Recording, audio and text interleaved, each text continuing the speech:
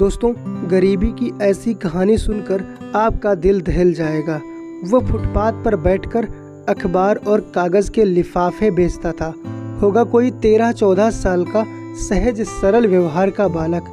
जाने क्यों उधर से आते जाते अखबार लेते मैं उससे लगाव महसूस करने लगा।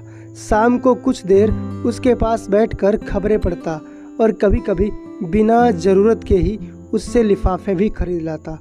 माँ आश्चर्य करती तो मैं चुप लगा जाता। एक शाम मैंने वेज बर्गर लिया तो उसके लिए भी लेता गया। उसने बहुत स्वाद से खाया और आंखों में आंसू भर आए। मिर्चें लग रही हैं क्या? मैंने पूछा तो वह कुछ न बोला, बस इनकार में सिर हिला दिया।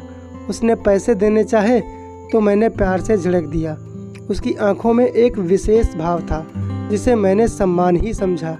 ऐसे ही कई दिन गुजर गए और एक दिन वो दिखा नहीं तो मन में कुछ बेचैनी और व्याकुलता महसूस की। उसके पास ही बैठकर खिलौने बेचने वाले से उसके बारे में पूछा तो उसे कुछ पता न था, लेकिन उसने अरुण के घर का पता बता दिया जो पास ही था। मुझे घर जाने में देर हो रही थी, लेकिन मैं अपने कदमों को उसके घर की ओर उठने से रोक न सका। छोटा सा एक कमरे का घर था, दरवाज़ा खुला था, फिर भी मैंने खटखटा दिया। जिसे सुनकर एक स्त्री बाहर आई। जी कहिए। वो एक नितांत अपरिचित को सामने देखकर हैरान और असहज थी। अरुण का घर यही है ना? जी, अरुण मेरा बेटा है। आप कौन हैं? अरुण से मैं लगभग रोज ही मिलता हूँ। आज नहीं दिखा तो घर का पता खिलौने वाले से लेकर चला आया। आप अंदर आइए ना। उसके कहने के ढंग से उसके शिक्षित होने का एहसास हुआ। कमरे में अरुण बिस्तर पर पड़ा सो रहा था। प्लास्टिक की एकमात्र कुर्सी कोने में पड़ी थी। अरुण की माँ उसके बिस्तर पर पैरों की ओर बैठी और मैं कुर्सी पर। फर्श पर कागज और लिफाफे बनाने की लेई पड़े थे। घर के हालात पर वह शर्मिंदा हो रही थी। मैंने अरुण का हाल चाल पूछा तो पता चला वो कल से बीमार था। होम्योपैथी की दवा ली थी किंतु कोई आराम नहीं आया। आज तो वह उठ ही नहीं पाया था। मैंने तुरंत अपने फैमिली डॉक्टर को फ़ोन लगाया और उसकी माँ से बात कराई। उसने जो दवाएं बताई मैंने ऑनलाइन ऑर्डर कर दी।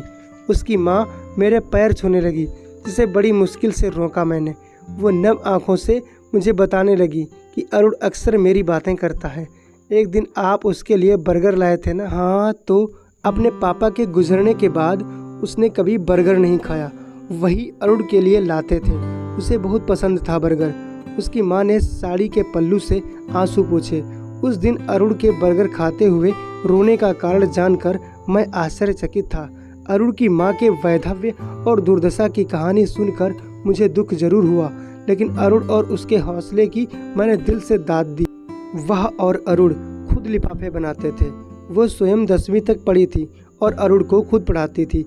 अरुण ओपन स्कूल से हाई स्कूल की परीक्षा भी देने वाला था। घोर निर्धनता में ऐसा जज्बा मुझे बहुत अच्छा महसूस हुआ कि मैं ऐसे खुददार परिवार के कुछ काम आया। दोस्तों, कहानी पसंद आई तो लाइक शेयर